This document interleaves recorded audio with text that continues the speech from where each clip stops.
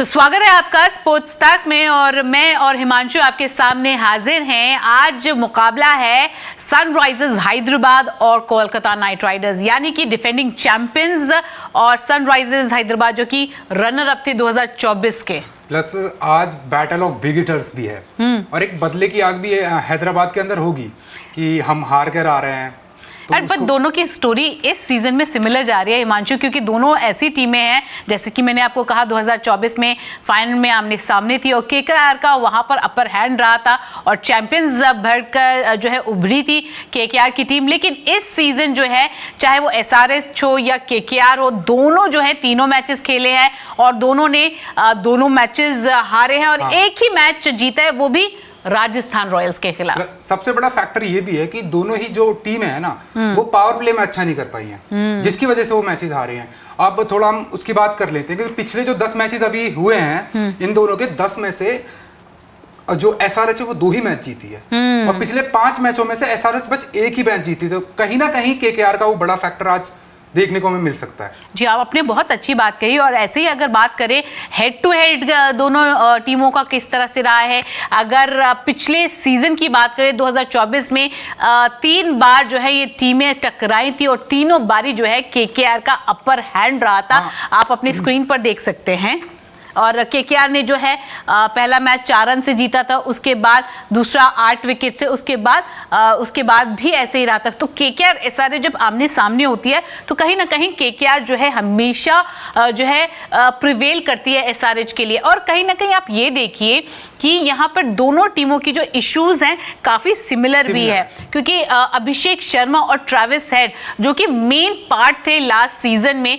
Run Gators थे, वो इस बार वो स्टार्ट नहीं दे पा रहे। तो इनिशियल इश्यूज वो रहे। अगर केकेआर की बात करें तो पिछले सीजन में उनका ओपनिंग पेयर जो था वो रन बना रहा था, जिसके कारण जो है टीम को जीत मिल रही थी। कुछ स्टैटिस्टिक्स भी हैं, अगर आप देखें कि उनका एवरेज उनके ओपनर्स का 43.9 था और स्ट्राइक रेट 207 था और इस बार जो है उनका एवरेज घटकर 15.3 हो जाता है, स्ट्राइक रेट 100 हो जाता है। ये केकेआर की कहानी है। इसमें एक स्टैट ये भी है कि जो अभी आईपीएल में ना मतलब सेकंड लोएस्ट रन रेट है इनके बैटर्स का 0 से 6 ओवर्स में, मतलब वो रन आ ही नहीं रहे हैं उनके लिए पावर प्ले में उनके लिए। अरे हिमांशु, पता है क्या होता है कि जब हम केकेआर की बात करते हैं बहुत सारे प्लेयर्स हैं जो हमेशा हमारे फिंगर टिप्स पे रहते हैं, चाहे वो जी बिल्कुल, चाहे वो आप आंद्रे रसल की बात कर ले, चाहे वेंकटेश अय्यर की बात कर ले, चाहे रिंकू सिंह की बात कर ले, ये सारे मिडिल ऑर्डर में आते हैं और अच्छा करते हैं। लेकिन अगर आपकी टीम को अच्छा करना है तो आपके जो बड़े खिलाड़ी हैं ना उन्हें परफॉर्म करना होगा। अनफॉर्चुनेटली ना रिंकू कर पा रहे हैं इस सीजन में, ना रसल कर पा रहे हैं, ना वेंकटेश अय्यर कर पा रहे हैं। तो ये हालत जो है ना दोनों टीमों की काफी सिमिलर है। अगर एसआरएच की दूसरी तरफ बात करें तो पावर प्ले की आपने बात की थी, पावर प्ले में ना उनकी बल्लेबाजी चल रही है, पावर प्ले में ना उनकी गेंदबाजी चल रही है। दोनों तरफ से मुश्किल हो पा रही है उनके लिए। प्लस अगर हम दूसरी तरफ एक चीज देखें, देखो आज मैच है ईडन गार्डन में। जब पहला मैच ईडन गार्डन में आरसीबी के खिलाफ हुआ था तो सबको लगा था थोड़ा ट्रिकी होगा, स्पिनर्स को मदद मिली थी, लेकिन मिला नहीं, उनको मदद नहीं मिली। उसके बाद पीसी में अजिंक्य रहाणे ने बोला भी कि कहीं ना कहीं पिच जो थी वो स्पिनर्स को मदद नहीं करी। तो आज हमें देखने को मिल सकता है कि थोड़ा सूखी पिच होगी जिसपे घास कम होगी, जहां वरुण चक्रवर्ती और सुनील नारायण आज एक की फैक्टर बन सकते हैं इनके लिए। बट यार वही बात हो गई ना, मुझे लगता है कि इस सीजन में जब केकेआर ने अपना पहला मैच खेला था उसके बाद आके यही बवाल मचा था, पिच पर किचकिच हो रही थी कि जो हमें पिच होनी चाहिए थी वो हमारे हिसाब से नहीं होती है, जो होम टीम को एडवांटेज होना होता है वो नहीं होता है। फिर स्टीफन फ्लेमिंग आते हैं, वो भी कहते हैं।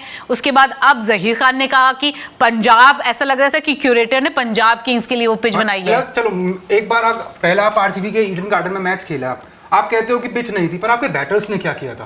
आप स्कोर कार्ड अभी देख सकते हैं कि उस टाइम पे जब पहला मैच हुआ था खाली अजिंक्य रहाणे ही एक तरफ से रन मार रहे थे, बाकी दूसरी तरफ मैच में रन नहीं लग रहे थे। तो ये देख सकते हैं कि जब पहला मुकाबला आरसीबी और केकेआर का मुकाबला था, जो कि इस आईपीएल सीजन का पहला मुकाबला ईडन गार्डन्स, जी हाँ बिल्कुल, ईडन गार्डन्स में खेला गया था। वहां पर किस तरह से क्विंटन डिकॉक पहले ही आउट हो चुके थे और वहां पर कप्तान ने एक अच्छी पारी खेली थी, सुनील नारायण ने अच्छी पारी खेली थी, लेकिन एक टाइम पे जो है ऐसा लग रहा था बड़े स्कोर के लिए केकेआर बढ़ रही थी। उसके बाद गुच्छे में जो विकेटें जाती है उसका खामियाजा जो है केकेआर को भरना पड़ा था और 174 रन ही बना पाए थे। एक तरफ एक टाइम पे ऐसा लग रहा था हिमांशु कि 200 के पार जो है ये टीम चली जाएगी, जिस तरह से सुनील नरेन और अजिंक्य रहाणे की बल्लेबाजी होती। लेकिन मिडिल ऑर्डर में आए कुणाल पांड्या, उन्होंने 3 विकेट ली, मैच वहीं पे पूरा फिनिश हो चुका था। फिर बाद में फिल शॉल्ट का तो याद है हाफ सेंचुरी, और उस दूसरी तरफ विराट कोहली ने भी, फिल शॉल्ट ने उस दिन खुंदक निकाली थी कि आपने मुझे रिटेन नहीं किया, बुलाया नहीं, कुछ नहीं किया, हम तो आपको भाई बर्बाद करके छोड़ेंगे। मैं आपको एक और स्टैट बताता हूँ, जो केकेआर और एसआरएच की बॉलिंग का जो हम बोल रहे हैं ना पावर प्ले में, अभी भी आईपीएल 2025 में सबसे जो खराब पावर प्ले में जो इकोनॉमी है ना वो एसआरएच की है, और उससे जस्ट ऊपर केकेआर की है। एसआरएच की है 11.4 और केकेआर की है 10.5। देखो यार, सारे स्टैट्स के साथ जो है हिमांशु बैठे हैं, और आपने एसआरएच और केकेआर की बोली ना, हम लगातार कह रहे हैं कि काफी ज्यादा सिमिलर स्टोरी इस सीजन लग रही है। I think SRH points table पे 8th पोजीशन पे है, और केकेआर 8th पोजीशन पे। पॉइंट्स टेबल पे देखते हैं क्या हिसाब से रहा है इस सीजन में। दोनों ही टीमें जो है बॉटम की टीमों में से जो है नजर आ रही हैं, एंड दोनों ही टीमें ऐसे ही पॉइंट्स टेबल देख के, जी हाँ, सनराइजर्स हैदराबाद 8th पोजीशन पे है, Kolkata night Riders 10th position पे है, और राजस्थान रॉयल्स जिन्हें इन दोनों टीमों ने हराया वो 9th पोजीशन पे आप अपनी स्क्रीन पर देख सकते हैं। तो ये अब कितना ज्यादा, अभी हालांकि ये क्या हुआ है हिमांशु, अभी आईपीएल को ज्यादा टाइम हुआ नहीं है, अभी 2 हफ्ते गुजरे हैं, लेकिन जब शुरुआत में अगर आप अच्छे गियर पे गाड़ी चलाएंगे तो आपकी गाड़ी आगे जाएगी ना। यहाँ पे तो उनकी हालत ही खराब हुई है, यहाँ पे एक जीत जो है चीजों को बदल देगी। कमिंग बैक टू केकेआर, पहला मुकाबला आरसीबी के खिलाफ था, उसके बाद केकेआर का मुकाबला देखेंगे और सनराइजर्स के दोनों टीमों के मुकाबले देखेंगे, किस किस के साथ खेले गए और उनके बल्लेबाजों ने किस तरह से परफॉर्म किया है।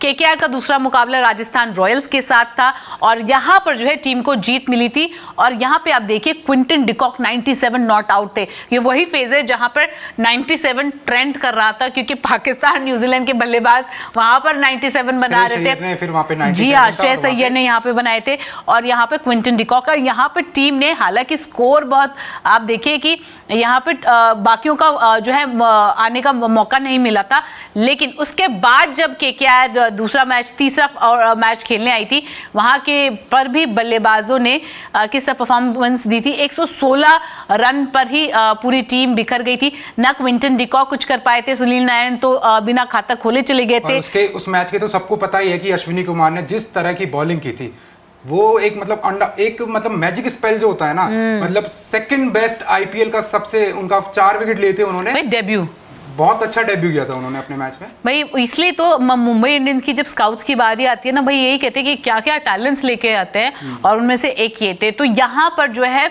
हमने देखा कि केकेआर के पहले 3 मैचेस में किस तरह से बल्लेबाजों ने प्रदर्शन किया था। एक और मैं आपको स्टैट बता देता हूँ कि अब जैसे हम केकेआर की बात कर रहे हैं, तो अब जैसे सुनील नारायण अब जब बॉलिंग करते हैं, जब बैटिंग करते हैं, दोनों में ही एक बहुत बड़े मैच विनर साबित हुए हैं केकेआर के लिए। तो मैं आपको बताता हूँ, जो पर्पल जो कैप 2 बार जीत चुके हैं मोहम्मद शमी, वो नारायण के सामने जब भी आए, मतलब 4 मैच में उन्होंने उनको 1 बार आउट किया है, और वहीं डिकॉक को शमी ने 7 मैच में 3 बार आउट किया है। वहीं दूसरी तरफ हम अगर कमिंस की बात करें, कमिंस वर्सेस अगर नरेन देखते हैं, जब वो बैटिंग करने आते हैं तो 2 मैच में 2 बार उन्होंने आउट किया है। तो बिल्कुल ये स्टैटिस्टिक, ये तो तीसरी बार पता नहीं क्या होगा, लेकिन स्टैटिस्टिक्स जो है, स्टैट्स जो है, नंबर्स जो है कभी झूठ नहीं बोलते हैं दोस्तों, और इसको लेकर जो है हिमांशु ने आपको स्टैट्स बताए हैं।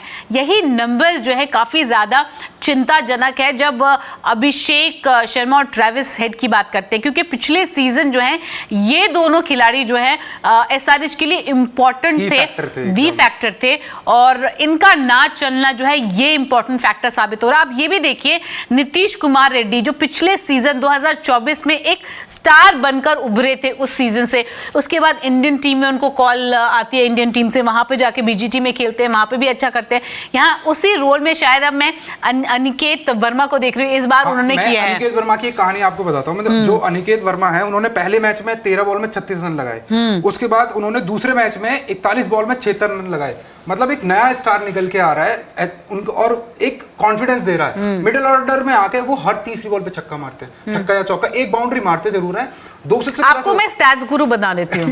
नहीं, 200 से प्लस का उनका स्ट्राइक रेट है। तो आज पूरी मतलब जो टीम्स है ना उस पर फोकस रखेगी कि आज अनिकेत वर्मा क्या करते हैं। अनिकेत वर्मा क्या करते हैं, चलिए बल्लेबाजों का देखते हैं कि एसआरएच के बल्लेबाजों ने पिछले 3 मैचेस में क्या किया है और अभिषेक की और ट्रेविस हेड यानी कि ट्रेविस शेक की किस तरह से परफॉर्मेंसेस रही है। इससे कहानी काफ़ी ज़्यादा साफ हो जाती है कि पिछले 3 मैचेस में किस तरह से उनका जो है परफॉर्मेंस रहा है। अगर दिल्ली कैपिटल्स की बात करें, और आपको याद होगा उस मैच का मैंने प्रीव्यू भी किया था और मैंने कहा था कि ट्रेविस हेड अभिषेक शर्मा यानी कि ट्रेविस शेक वर्सेस स्टार्क का मुकाबला था और ऐसा ही दिखने आया था। स्टार्क ने जिस तरह से परफॉर्मेंस की थी और अभिषेक शर्मा 1 रन पर वापस गए थे, ट्रेविस हेड 22 रन बना के गए थे और ईशान किशन 2 रन बना के चले गए थे। नीतीश कुमार रेड्डी बिना खाता खोले ही चले गए थे और यहाँ पर अनिकेत वर्मा ने सबको इंप्रेस किया था 74 रन्स बनाकर।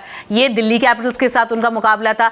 वहीं अगर दूसरा मुकाबला देखें आप अपनी स्क्रीन पर कि नेक्स्ट मुकाबला जो सनराइजर्स हैदराबाद ने खेला था लखनऊ सुपर जायंट्स का खिलाफ, वहां पर जो है Travis head 47, Abhishek Sharma 6।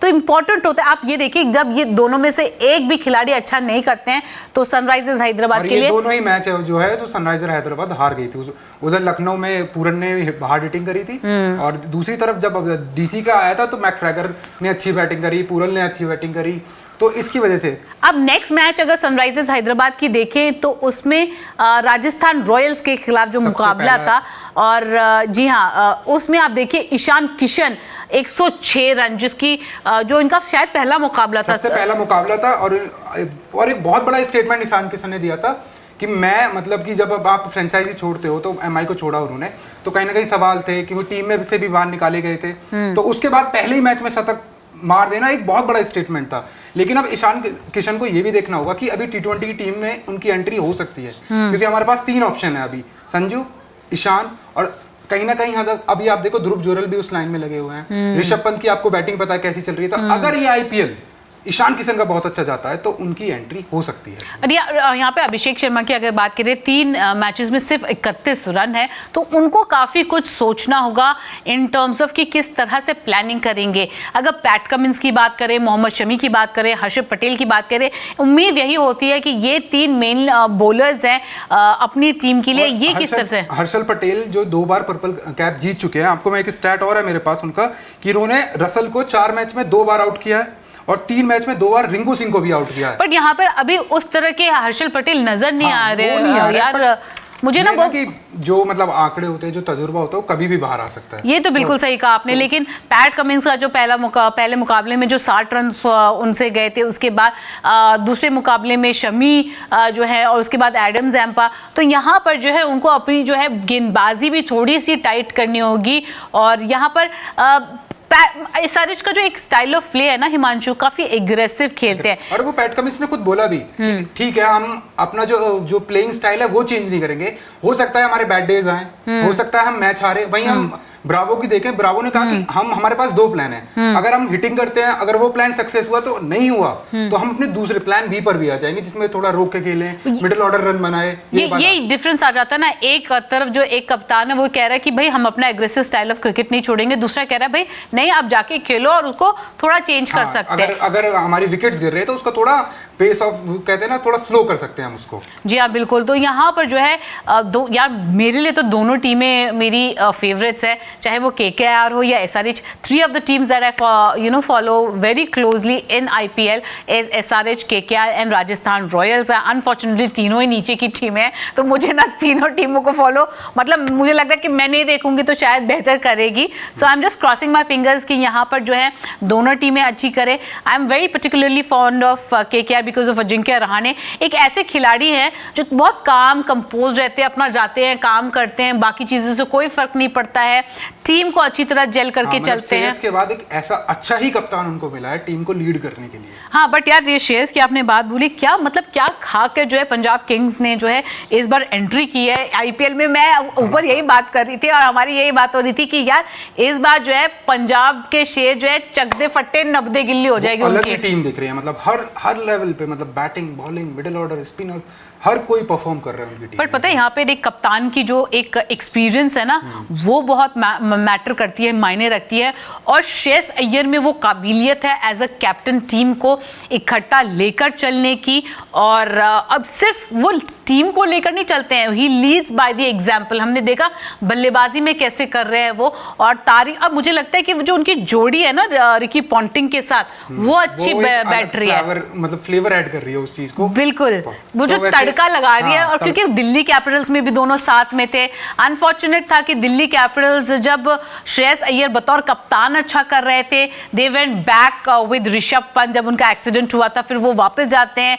This fact did not go well with Shreyas Iyer perhaps, और उन्होंने बोला देखो भाई मैं तो खेलूंगा तो सिर्फ कप्तान खेलूंगा, वरना नॉट इंटरेस्टेड। फिर वो केकेआर जाते हैं, वहां केकेआर में दिखाते हैं सबको including Delhi Capitals, see this is what I am, मैं टीम को जिता सकता हूं। डोमेस्टिक भी अच्छा करते हैं, डोमेस्टिक भी अच्छा करते हैं, ट्रॉफी भी अच्छा करते हैं, फिर आते हैं आईपीएल 2025 में, उसमें भी धमाका करते हैं, आते साथ ही धमाका करते हैं। कौन धमाका कर रहे हैं आपके हिसाब से, केकेआर या फिर सनराइजर हैदराबाद? यार देखो आमी कोलकाता, आमी कोलकाता। मुझे आज लग रहा है कि आज एडम जेम्पा की टीम में एंट्री होगी, और थोड़ा सा जैसे मतलब स्पिनर्स इनके पास भी ठीक है, तो मुझे हैदराबाद लग रहा है कि आज हैदराबाद जीते। तो कुछ ऐसे खिलाड़ी हैं जो आप जिनको चाहोगे कि एक्सचेंज 22 में जाके बाय करना, सेल करना, जिस पर आपको दाव लगाने, पेश लगाने? मैं अनिकेत वर्मा को आंख बंद करके अपनी टीम में रखूंगा, सेल बाय करोगे? बाय कर लूंगा। और सेल की बात है तो मैं थोड़ा अभिनव मनोहर को थोड़ा सा देखो मैं तो स्टॉक एक्सचेंज में अगर मुझे बाय करना हुआ तो मैं किसे बाय करूंगी, मैं अनिकेत वर्मा को बाय करूंगी। अगर सेल करने की बात आई तो शायद मैं किसे करूं समझ नहीं आ रहा है मैं, लेकिन हाँ और मैं बाय उसको भी कर सकती हूँ, ज़िशान अंसारी को, वो काफ़ी अच्छा करे, बहुत इंप्रेसिव है। एक ऐसे यंगस्टर्स जिन पर फ्रेंचाइजी ने बिल्कुल भी पैसे नहीं जो है लगाए थे, कम लगाए थे, बेस प्राइस पे लिया था, लेकिन उन्होंने बहुत अच्छा किया, तो मैं शायद उनको भी बाय कर लूँगी। सेल करने की बात आई तो शायद मैं यहाँ पर जो है पैट कमिंस को सेल कर दूंगी। यार वो थोड़े से महंगे साबित हो रहे हैं और मुझे लग रहा है कि शायद ऐसा आज ना हो जाए। चलिए मैं पैट कमिंस को रख लेती हूँ। मैं किसको सेल करूँ? अभिनव मनोहर को मैं शायद सेल कर दूंगी, और हाँ अभिनव मनोहर को, और केकेआर में मैं शायद सोच रही हूँ कि यार आंद्रे रसल नहीं चल रहे तो आई विल सेल हिम। हाँ, क्योंकि बॉलिंग भी उस तरह की। और पता है मैं कुछ आंकड़े भी देख रही थी कि आईपीएल 2024 के बाद से ना उन्होंने कम से कम 41 T20Is खेले, T20s खेले 41, जिसमें सिर्फ 500 से समथिंग उनके स्कोर रहे हैं और एवरेज बहुत कम की रही है। रिंकू रसल को चलना होगा अगर केकेआर को जीतना। हाँ तो डबल आर को जो है चलना है, अगर केकेआर को अगर आगे बढ़ना है तो कप आगे लेके आना है, तो इन तीनों का, इनफैक्ट वेंकटेश अय्यर का भी, और वेंकटेश अय्यर तो बल्ले से चल ही नहीं रहे, पता नहीं obviously I don't know, there was a time जब वेंकटेश अय्यर केकेआर में आए थे और एज एन ऑलराउंडर के तौर पे आए थे। आपको याद होगा जब वो केकेआर के लिए खेलना स्टार्ट किया था उन्होंने एज एन ऑलराउंडर, उसके बेसिस पे उनको इंडिया का कॉल आया था, वो गेंदबाजी भी करते थे। यहाँ पे तो गेंदबाजी छोड़िए, वो कर ही नहीं रहे। बल्लेबाजी के साथ क्या हुआ आई हैव नो क्लू। अगर केकेआर को अच्छा करना है, उनको अपनी मिडिल ऑर्डर को जो है मजबूत करने की जरूरत होगी। गेंदबाज जो है तभी अच्छा कर पाएंगे अगर बल्लेबाज जो है वो कुशन देंगे उनके रन्स का। पावर प्ले जो आज मैच में पावर प्ले जीतेगा वो मैच जीतेगा।